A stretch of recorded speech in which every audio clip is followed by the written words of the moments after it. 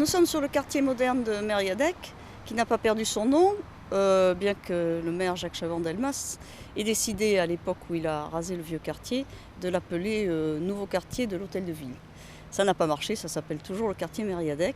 Donc c'est ce fameux quartier des années 70, entièrement construit sur une dalle, qui sépare totalement les circulations, piétons sur la dalle bien sûr, et tout ce qui est motorisé en dessous dans les rues. Cet urbanisme sur dalle, c'est l'une des particularités du quartier Mériadec, un quartier unique et atypique par son architecture.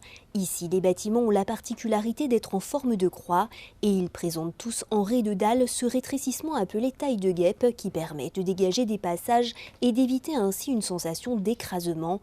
Mais la singularité de ce quartier de 28 hectares ne se limite pas à sa seule architecture. À l'époque où Mériadec a été construit, il était prévu qu'il n'y ait que des logements pour reclasser et reloger les personnes qui vivaient dans des quartiers insalubres.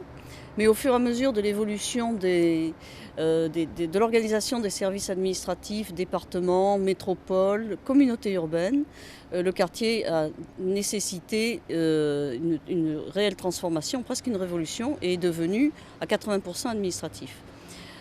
Un immeuble sur 8 est un immeuble d'habitation et nous avons donc aujourd'hui à peu près 20 000 employés dans les diverses administrations et à peu près 2500 habitants.